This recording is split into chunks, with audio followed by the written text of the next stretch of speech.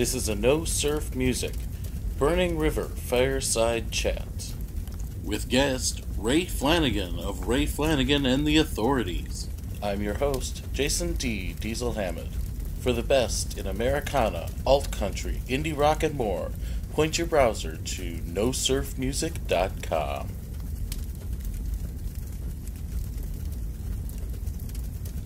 So, this is another edition of No Surf Music's Burning River Fireside Chats. This is your host, Jason D. Diesel Hamad, and joining me today from the lovely Beachland Ballroom and Tavern on a great North Coast night is Ray Flanagan of Ray Flanagan and the Authorities. How you doing, Ray? Good. How are you doing? Pretty damn good. I'm going to see two fucking awesome Cleveland bands tonight. You are releasing your CD. And Brent Kirby and his luck is opening up for you, so I'm sure it's going to be a lot of fun. Yeah. Indeed. It's going to be a good one, man. For me, it's not just, even though it's, CD release shows, technically whoever is putting out the record, it's like their big night, but to me, this is kind of about, like, everything that's going on. I feel like just, like, everybody's putting out records this year, and, it's... Like, so Brent just put one out, and then... Brent just put two out, and he's got another one. Brent just put two out, forget that, Jack Ford's. Yeah. And then Brent Kirby and his luck. Yep. And then so we got our new record that came out, and then Sean Brewster is going to be spinning some vinyl afterwards, and he just put out the Sean and Shelby record, and all recorded by Jim Stewart, except for the Jack Ford's record. But, yeah. So it's going to be one big celebration, and they'll be very, very loud. Indeed. And I think there has been so much going on in the Cleveland scene. The fact that you keep rising to the top. I mean, you're one of the guys that everybody's talking about, and you really are. You've earned the nickname fucking A-Ray, just because I think that is the reaction everybody has when they first hear you. Personally, I prefer the moniker Cleveland's Captain, if I can even say that. Are people saying that? Diesel's saying that, and I'm the only one who counts, damn it. I'm coining it right now if I need to. That's cool. I got one time, I will say this, if we're gonna compare me, that somebody once said Cleveland's Mike Campbell, and I'll take that. Okay. I like that. But if people are talking about me, I don't. It's behind my back. Well, nobody wants to give you a big head. But, certainly you've gained a reputation quite quickly, because you're still extremely young, as one of the go-to guitar players around. And you'll play with anybody. It's one of the things I like about you. That's how I learn, man. That's how I learn from just being thrown in situations with playing with... It's weird. It's like the more people I play with, I feel like I steal their powers or something. It's like when you play with somebody new, and it's like, what can I take from this? And it doesn't matter who it is, whether you think they're good or bad, or it doesn't matter what your opinion of it is. It's just any situation. I mean, I played plenty of blues jams where I'm in a situation that's pretty bad. Like it's pretty bad, but it's still like you learn something from that. But and also too, I think there's like an attitude of, as a guitar player, I just go in and I'm just trying not to mess anything up. Mm-hmm. I'm not trying to show anybody what I can do. I'm just trying not to mess anything up. So I think if your goal is just to, everything that you're playing has a purpose, and then you're trying to make everything else around you sound better. I don't know. It seems to work for me, and then you just don't be an asshole. And I try not to be an asshole. I don't think, because there's assholes. He doesn't always succeed, I'll tell you that right now. Yeah, well, I don't know what you're going to do about that. Not a whole lot you can do about that, but yeah. So let's get a little bit of background before we get into the new album. Okay. So like I said, you're what, 22 now? Is that right? 22, yep. Okay. And when did you decide that this was really what you wanted to do as far as, becoming a professional musician? I've known since I was like about 2 or 3 probably.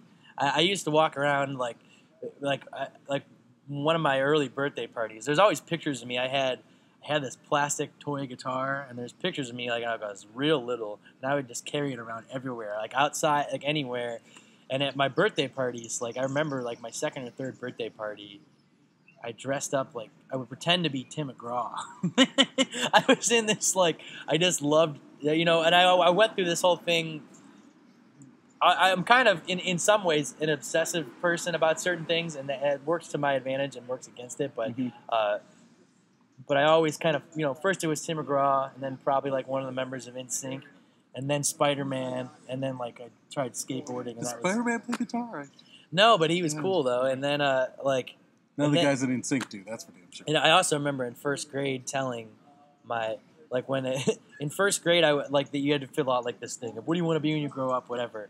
And I told the teacher, I told her Bruce Springsteen, and she said she was like, "What? You're like 6."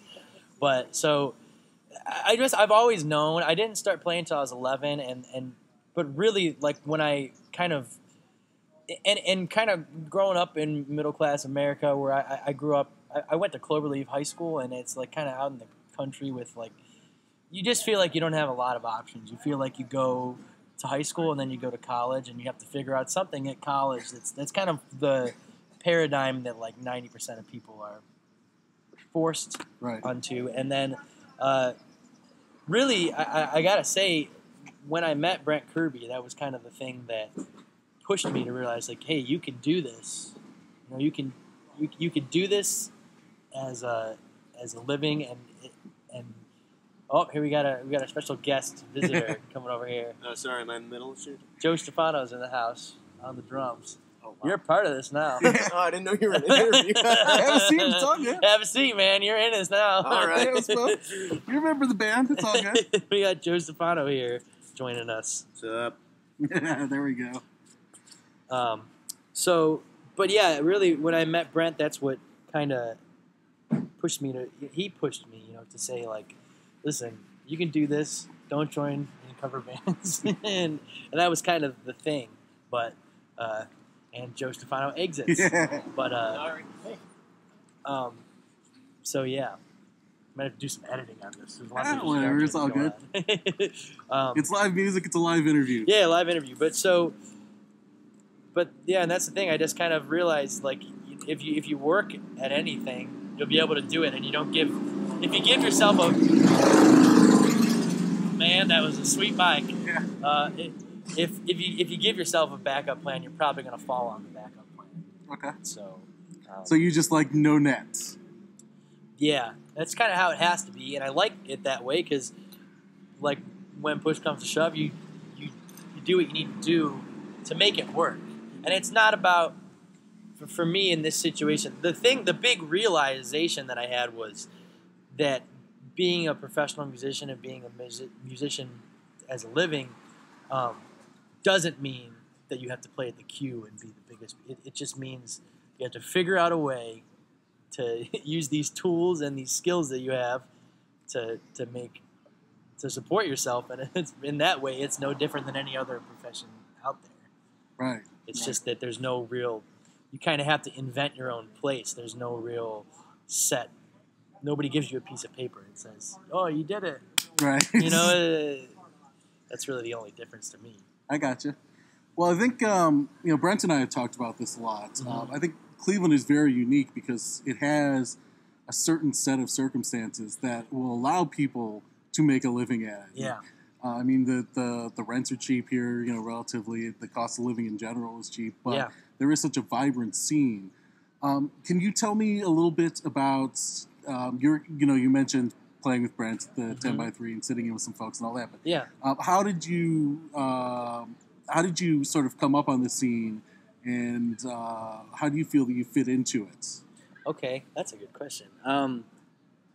I think. Well, I've been playing in bands since I was about 13, and I played in everything from starting out in like metal bands to lots of different things, and I did a lot of playing when I was in high school. We did lots of type ticket sale type shows like Peabody's and the Outpost and Ken, and those kind of things that I think a lot of young kids get roped into. And I feel like in a lot of situations, they really just are taking advantage of these kids that don't know any better. I definitely feel like that was the case in a lot of those. I mean, when you play at a place where they're like, you sell 20 tickets and you can't play, it's kind of like, that's essentially pay to play, and Right. I believe that's wrong. But I was always playing, at least in my bedroom. But I was lucky enough that Garrett Tresh, who's in my band, and his brother Kyle, I've been playing with them since I've been playing. I remember like when Garrett bought his first bass and I showed him how to play Seven Nation Army on it. It was like as long as either of us have been playing, we've been playing together. So I'm fortunate that I had a bass player and a drummer, Garrett and Kyle, that I could learn. We learned together. And I think that was valuable to me rather than just being some bedroom guitar player, because that doesn't. You have to play with other people. And the thing that I find is the more people I play with, the better I get. So playing in bands when I was younger, but really the way I started getting involved with the Cleveland scene is like, well, I started going to the jam, like Michael Bay and the Bad Boys of Blues jam nights. And that's where I feel like I really started to be able to get good at playing with other people, because part of that, me being in a kind of isolated thing down in Medina, is, you think I had all these technical chops, but then I go to play Stormy Monday and I have no idea what I'm doing. So I think I really started to learn a lot about playing rhythm and accenting things and complimenting other people with those blues jams. Hello.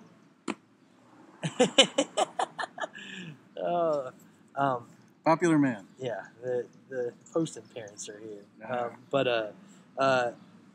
That's when I started to. It was kind of. I felt like I got to make a lot of my mistakes where nobody was watching. I mean, it was at blues jams in Parkview and at Brothers, where there's really a no consequence situation. So I got to make a lot of my screw ups and things that I see a lot of people honestly do at shows and stuff. I got to do a lot of like cutting my teeth, I guess is what that is, like at those blues jams.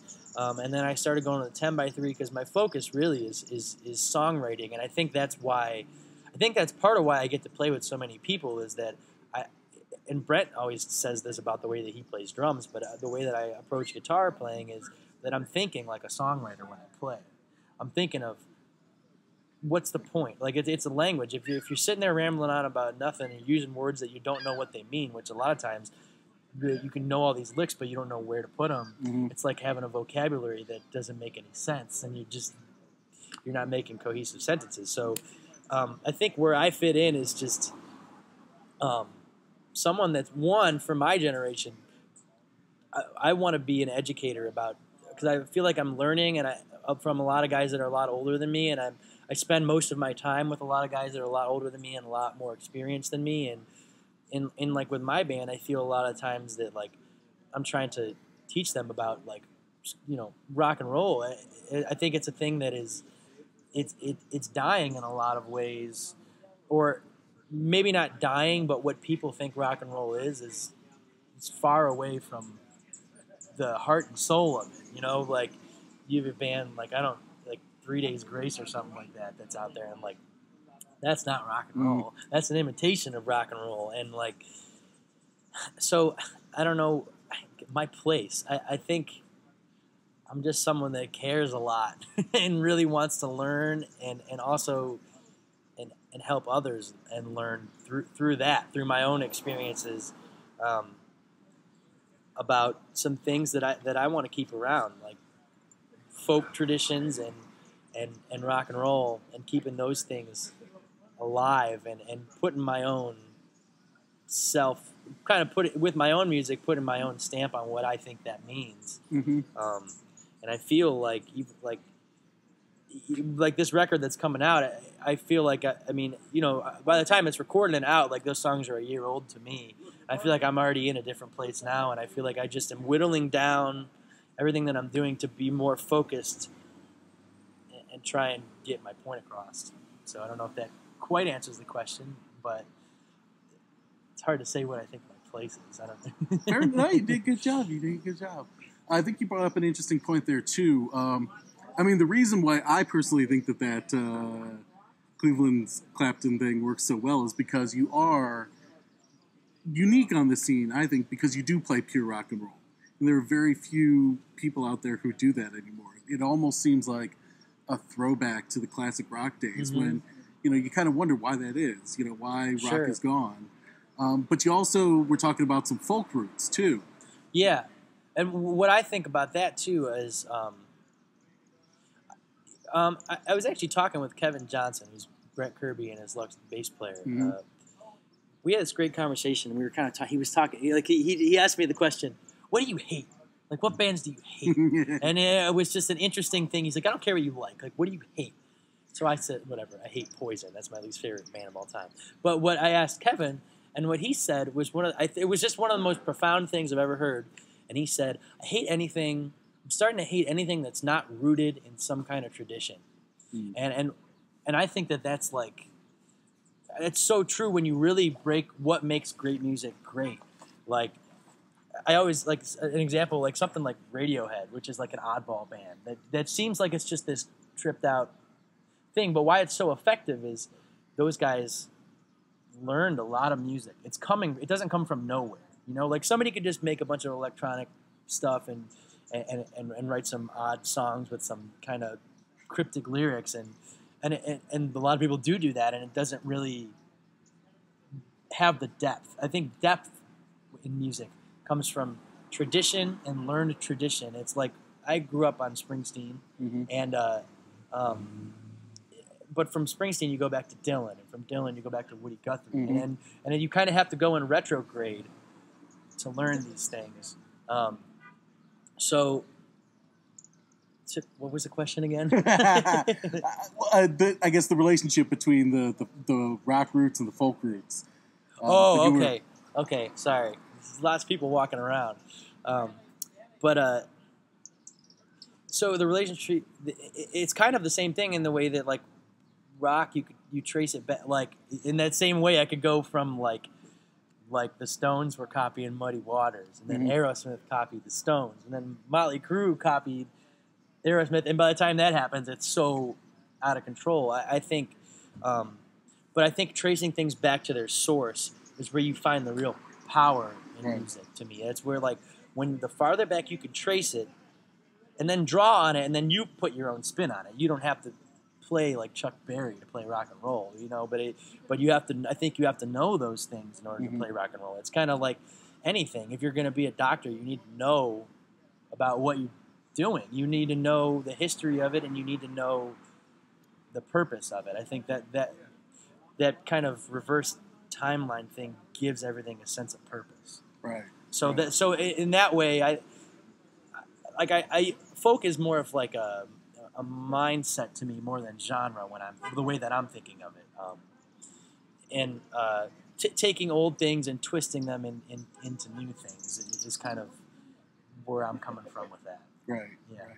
Well, I mean, when you get right down to it, it's interesting because you described essentially my musical journey right there. I was a classic rock guy growing up in Cleveland, so Springsteen was my boy, and through him and others in the Heartland rock, I got into Dylan and those guys, and then through Dylan discovered Woody, and through Woody, went back to the Carter, Right. But like when you get right down to it, what is Heartland rock? What is Springsteen? Except it's folk with a bunch of electric instruments, right? But it's modernized, and it's what it is. It's a reflection of that time period, which is it has to be that way. You can't just be throwback, and it has to be a reflection of the time period.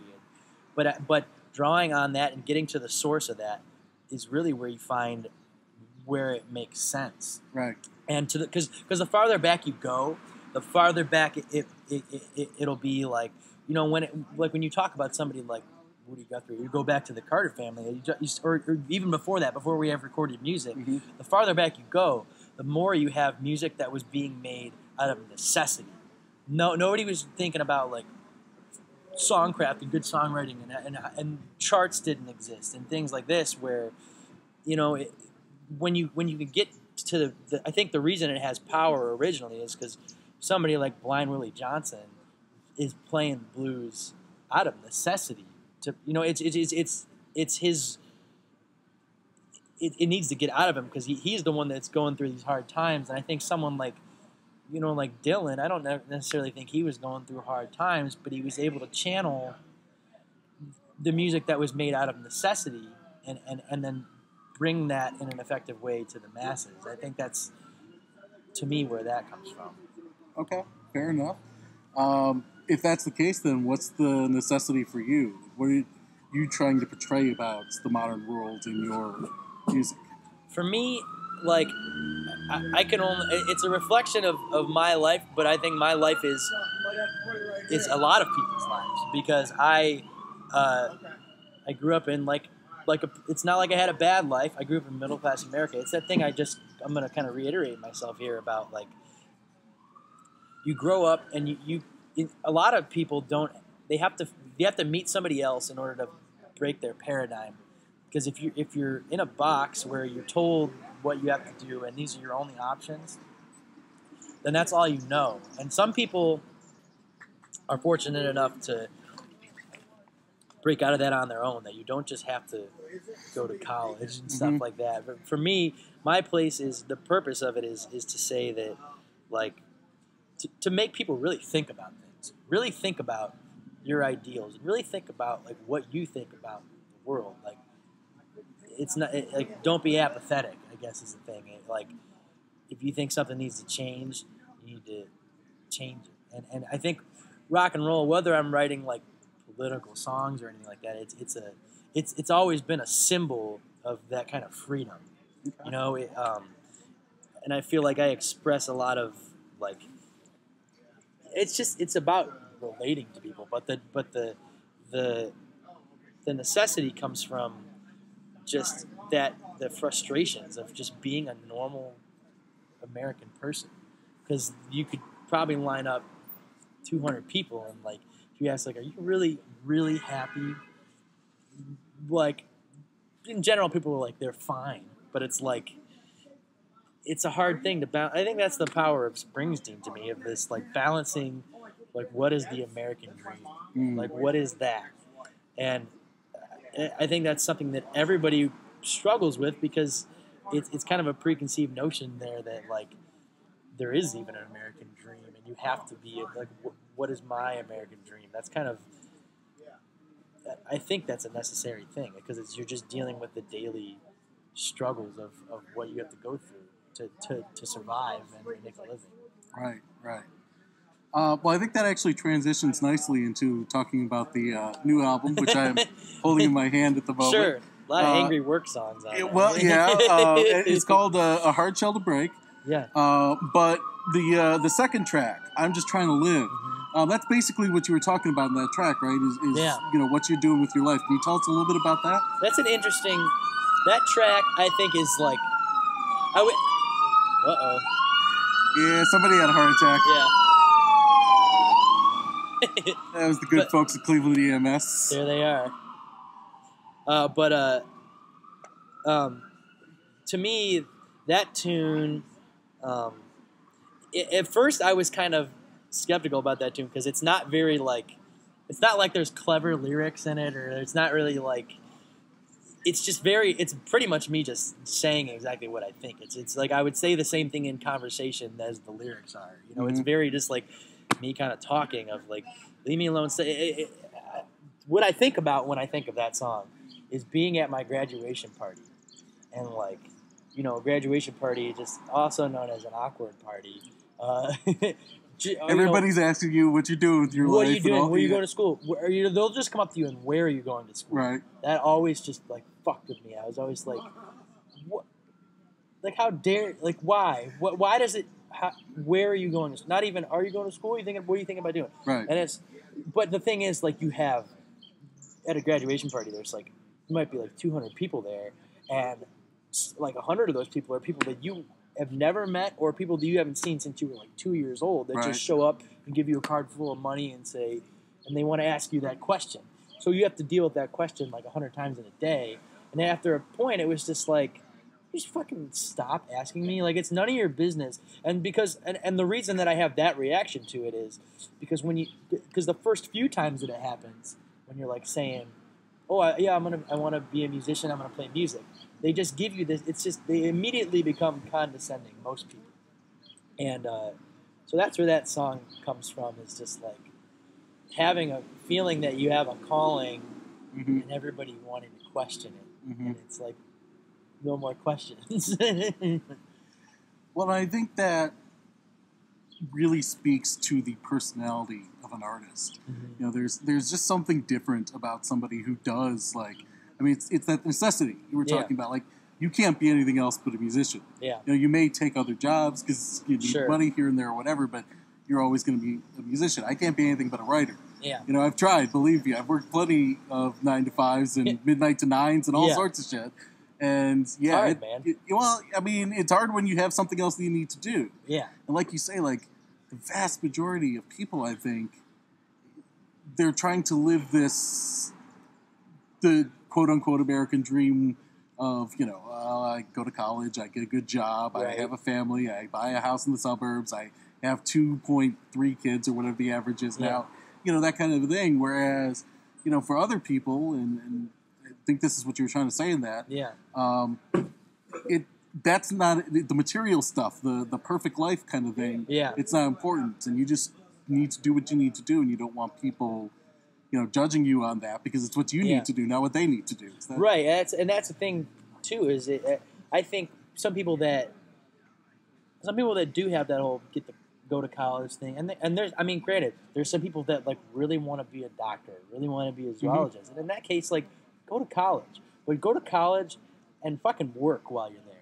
Don't go there, like, you know, for me, it's like, I feel like every day is like, it's a new day of me being a student of the art and craft and the history of music. And I feel like a lot of kids, they go to college because they see a list of, oh, I can make $120,000 a year doing that. And then they go there, and then they end up changing their major 4 times, because as soon as that wall of like, oh, the point where you actually have to do work, they realize that it's really, they're not passionate about it. So I don't know. I think a lot of people that go to college and have that thing is not really but I think they really believe that it's their dream, that it's what they're supposed to do, because it's just what they've been told, and they've never met anybody, or they live in a box, and they never had that thing that pulled them out of, that made them question it. They never questioned it, I think, is, you know. Right.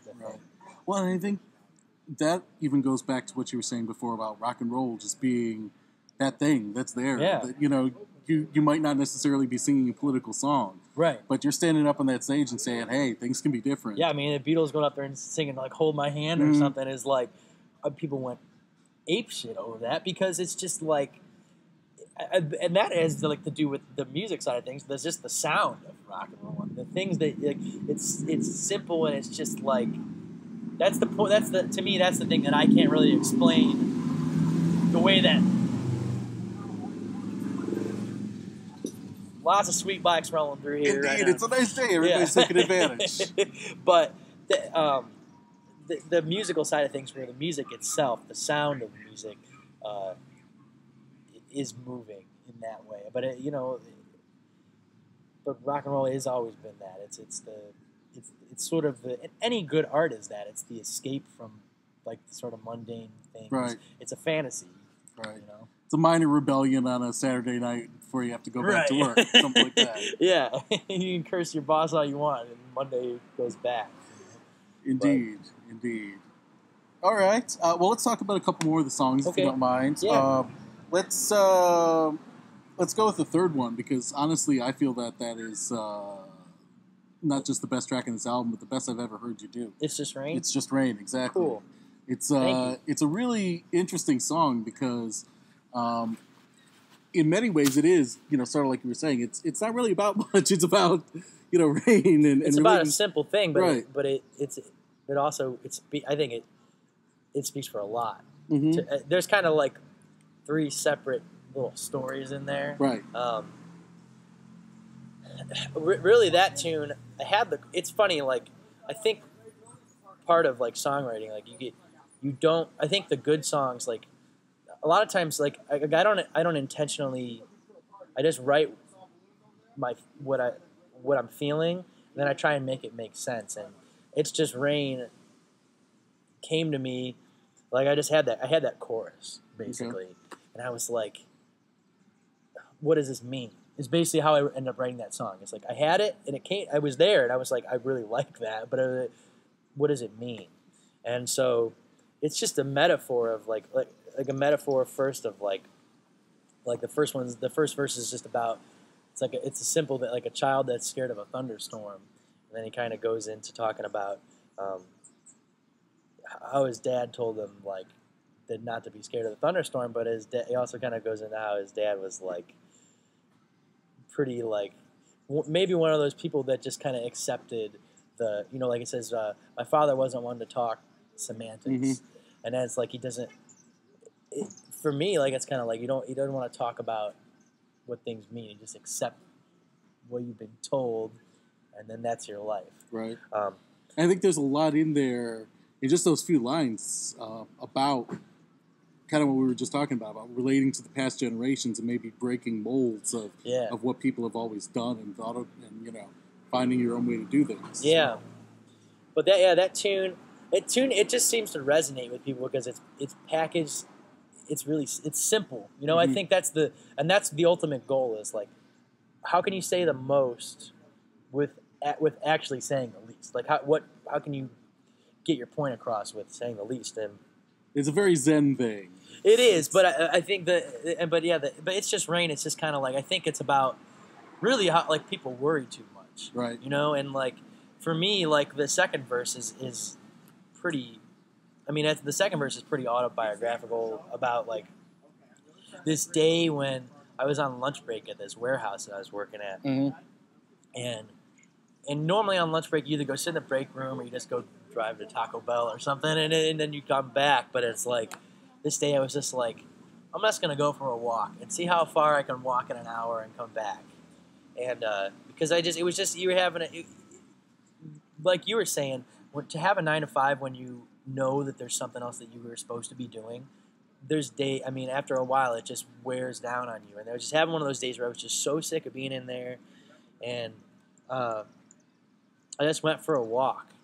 And it kind of like, sometimes taking a walk really does clear your head.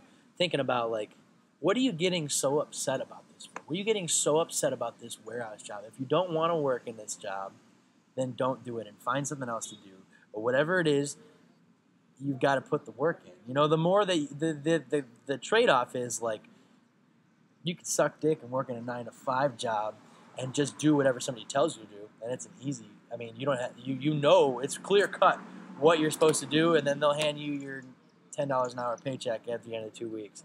But when there's something, the trade-off is to doing what it is that you think you're supposed to be doing or what you want to do is you really have to do a lot more work.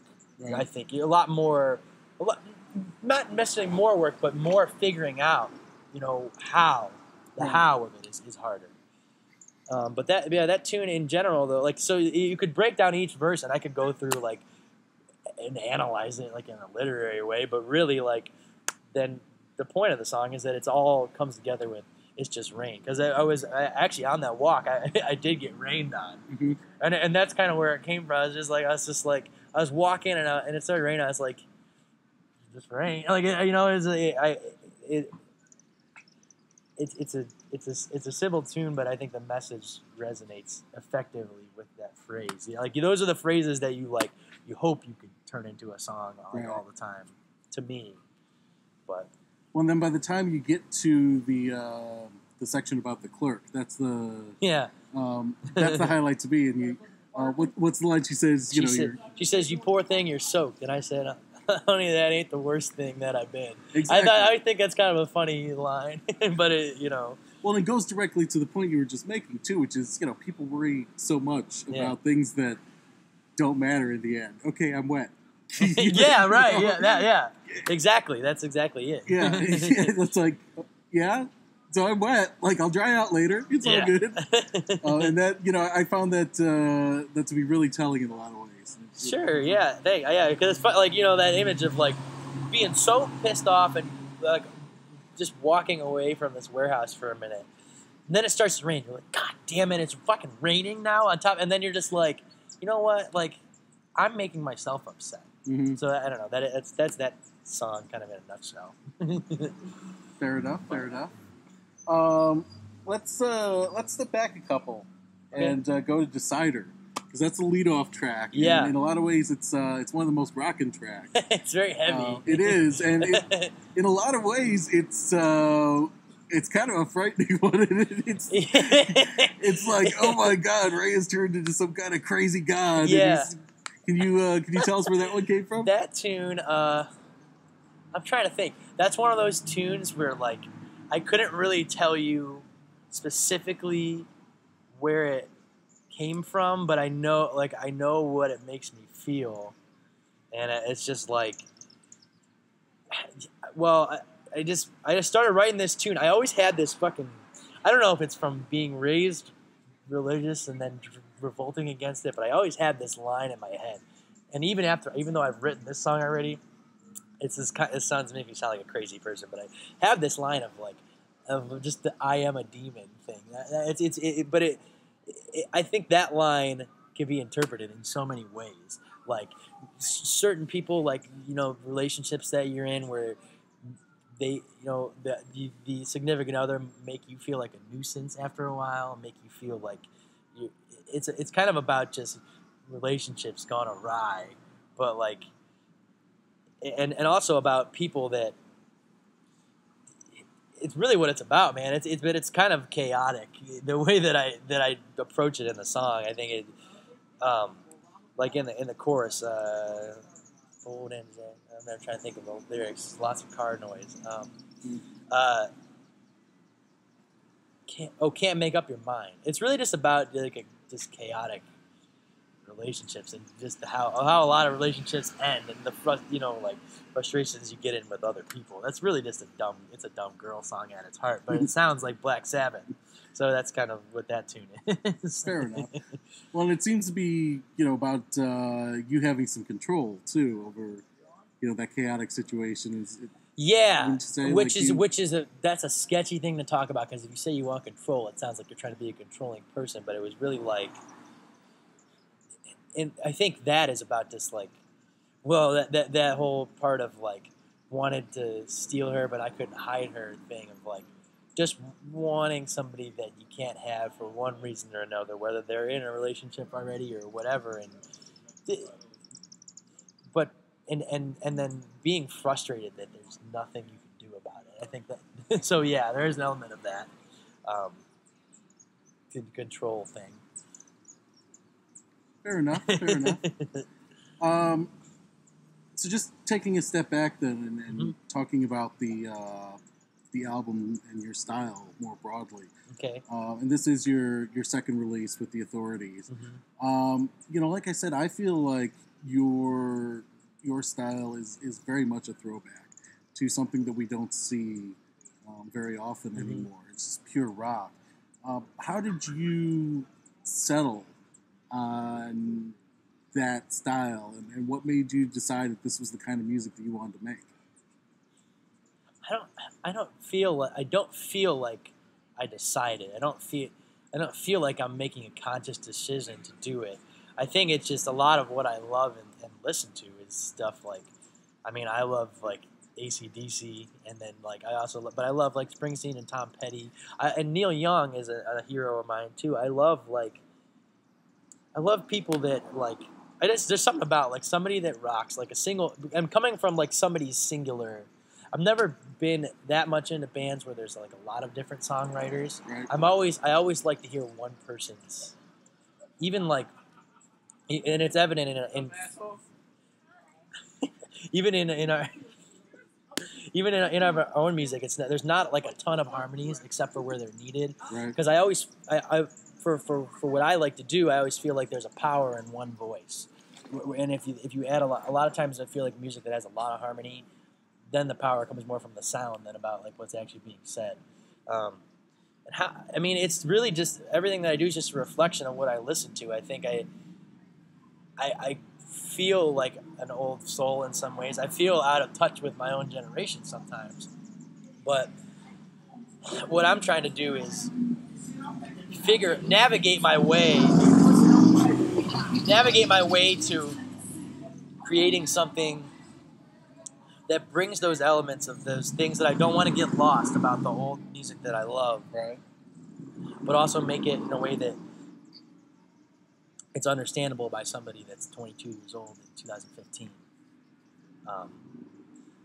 And I don't really, I didn't. It's not something that I don't think I'm really choosing to do. It's just that's just how I write. I'm not someone that could probably go to Nashville or something and be like a genre writer for things. Maybe I could, in theory. But why would you want to? Yeah, why would I want to? I could, in theory, do that, but it's just this is just the stuff that comes out of me because it's what I listen to and it's what I know. It goes back to that thing of like being rooted in a tradition. Mm-hmm. This is what I know about, so this is what I do. You don't listen to Ozzy Osbourne and then go write a jazz album. You know, like there's a reason I'm not making a jazz album, and it's not a decision. It's because I can't play it. You know, Mm-hmm. I don't know anything about it. So it's really just because that's what I know about. I got you. You know, I got you. Well, on the topic of the power of one voice and sort of getting into tradition, you decided to close the album on a much lighter note than with the rest. That was Year After Year, the seventh and final track, which is pretty much, I mean, you and an acoustic guitar. And it is one microphone, an acoustic guitar, yeah. Indeed. So why did you decide to go that route, and especially on an album that otherwise is, you know, in your falls face. out exactly? There's a few reasons. One, I had written that song. I wrote that song on my birthday last year, and that's just a song about that growing up, and like I like that. I think there's a cool line in there about still waiting for real life to kick in year after year. Like it starts when you want it to start. But that song, one, it goes along too with that being a more recently written song, where actually these tunes. I maybe shouldn't even say this, but these tunes, we played all of the other tunes at our CD release party last year. Mm-hmm. We had them. It just sometimes it takes a minute because of money or whatever to go get around to recording them. Mm-hmm. So year after year, I put it at the end because it marks sort of a transition to me. I don't know what the next thing I'll do is, but I thought it was like all these other tunes we had, and we were really tight and knew them really well. They've been around, and they were snapshots of like maybe a year ago. And this one kind of kept it current this January for me. I wrote that song and I really liked it, but that song kind of came by itself. Like it wasn't like it was like the one song I wrote during that like month or two period. Like it wasn't like a very productive time as far as writing goes for me. And it stood alone, and I thought that if I didn't put it on here like a year from now when I do the next thing or whatever, I wouldn't care about it anymore. It was one of those things where it was fresh and I had to get it out. So, but I also thought it tied in. I thought it was good because the whole album kind of is like relentless, punch you in the face, and then I thought that was a good. It like makes you think there's going to be a sequel in a way, but it also, I will say this, that one of the ways that I justified it to the bandmates, because they were some of them were kind of like unsure at first. They were like, "Oh, that's cool. You got a nice little girly song on there," but there's a Pantera album called Far Beyond Driven, and the whole thing is just like it punches you in the face. It's like my favorite metal album. Okay. I know you're not a metal guy, but I love this record. And then at the end of the record, they do a cover of Planet Caravan, of this Black Sabbath song, and it's just this like smoke weed, like chilled out jam. Okay. So there's an element of that too, but really it's more about that song needed to come out, and I needed to do something with it, and it just the timing was right for it to be on there. I don't know. Yeah, it's fair enough, man. You gotta go with your vision. Yeah, sure. So on the subject of year after year, I know you just said you don't really know what you're gonna do next, and that's perfectly fair. But I do in a way, but okay. Well, then you can answer the question however you like. But so, what do you see, for the future of not only the band and your musical career, but also the Cleveland music scene in general, and what's going on here? I think that one of two things could happen in my opinion, and that's like what I hope doesn't happen is that like 5 years down the road, all the great things that are going on right now kind of fizzle out. I don't see that. The more that we get the communities involved, like lots of these festivals that come out like Bright Winter and stuff like that, and there's all these local breweries and local coffee places and local clothing companies and things, the more that we have these individual, more like independent people that are trying to, the more we all support each other as a community in that way, like get together and have work in conjunction, those things are going to stay thriving. And I think people, it seems like in Cleveland, they would rather go to a place like that. They'd rather buy like local things that people made than go to Walmart. It seems like people are starting to get a little bit fed up with that. Well, honestly, not to jump on top of you, but I feel that's always been an important part of Cleveland to me because everything here has always been about the working class. You know, and I think people realize that. Like when I was born, there were 11 working steel mills. Yeah. By the time I was your age, there were none. Yeah. You know, now we've got a few of them back, but you know, just seeing what can happen to an economy when you make everything about, you know, the few people at the top who are making things and making all the money. Yeah. I think there is an understanding here that there isn't necessarily in other places that, you know, even something as quirky as music, you know, it's good to support the locals in some ways. Yeah, and I think with especially all these bands around, like there's so many. I mean, between like they're all in kind of separate cliques. Like I mean, I know you're in with like the Womacs, and then you have people like Welshly Arms that are doing something totally different, but are gaining a lot of attention. I mean, they sold out the House of Blues for their yearly show, and there's just lots of great bands like Midnight Passenger. The stuff that Brent Kirby does, it's like eventually my hope is, and what I feel is going to happen is eventually Cleveland's just going to make so much noise with everything that's going on, not just the music, because I mean we're getting noticed for lots of other things too, like. We have all these museums, and we have all these great restaurants, and all this stuff that we're getting noticed for too. Eventually, it's gonna make so much like you can't ignore it anymore. After a point, it's like it's like okay, what's going on in Cleveland? And I think that's starting to happen. Right. And then it's kind of a thing where like whether people come check it out and then they decide to stay or not. But I think there's some band or somebody that has got to like lead all of it in some ways. Like maybe like what I mean by that is like somebody's going to get some kind of national attention, right? And then they're going to come here and be like, "What else is going on?" Right. I could see that happening. I think we have a strong enough scene here between all the different artists for it to be like that. For it to be like a Seattle in the early '90s, where like there's just all of this pool of this talent that's spread through a few different artists. I could definitely, to me, that's my hope. I can't really, I'm not going to sit here and predict what's going to happen, but that's where I see it in my head. Well, I think even we had a little bit of that with the Black Keys. You know, they hit it big, and you know they've Dan especially is you know stuck around, and it's produced. Jessica Lee Mayfield and a bunch of other locals. All kinds of stuff. Exactly. And I think, you know, if we have a few more that really get out there and sort of, you know, make a name for Cleveland on the national scene, the way that, like you said, you know, Seattle was in the 90s or something. Yeah. You know, it really is a vibrant culture, and I've been all over the country, and you don't see music cultures like this. And you know what I think, too, though? It really is regional. Like, Cleveland really has its own... it's more of a feel, man. Like there's a grittiness that runs through any genre of Cleveland music that is just, it's Cleveland, you know, just in the same way there's like Texas blues and what, there's a Cleveland thing, and you can't quite put your finger on it, but it's a Cleveland thing. But I think honestly, to me, I don't think a lot of Cleveland artists get out of town enough. Mm-hmm. I don't think they're around spreading the gospel of like what we have going on here. I think it kind of remains. It's it's almost like we're Delta blues people or something, where we stay in Cleveland and we play our music in Cleveland. Right. And I want to figure out a way. But I mean, like with me, like I've got a bunch of guys in my band that are in college and stuff, and like we're not in a position right now where we can really like go out and tour, and the level of commitment isn't quite there. Right.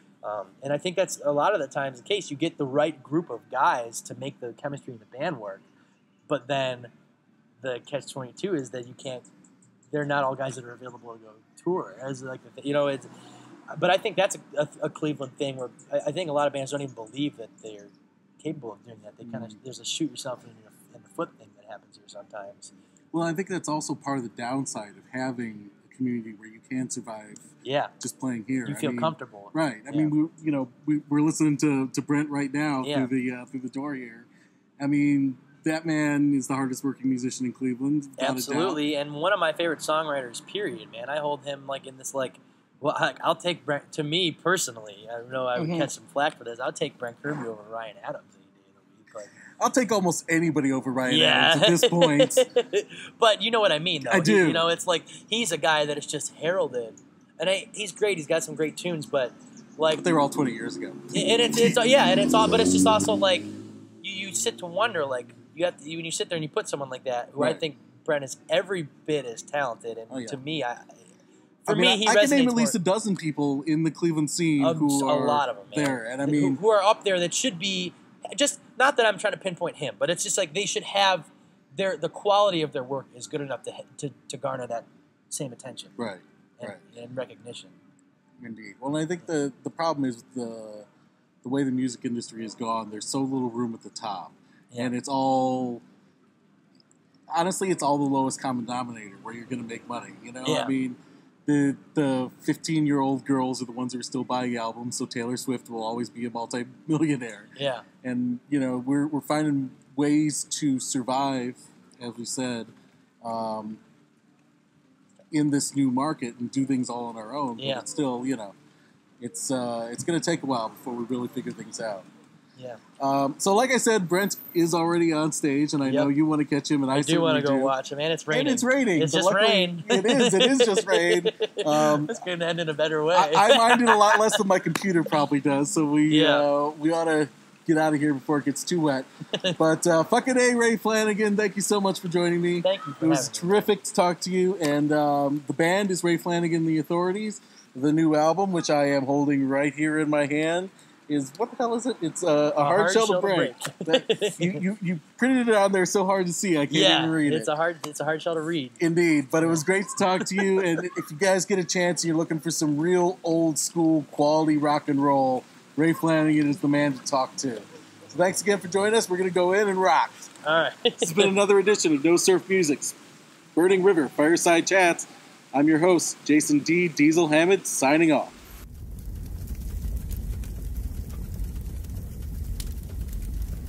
This has been a No Surf Music Burning River Fireside Chat. This is your host, Jason D. Diesel Hamad, signing off. Remember, No Surf Music is your source for the best in Americana, alt-country, indie rock, and more. For original reviews and interviews, visit nosurfmusic.com.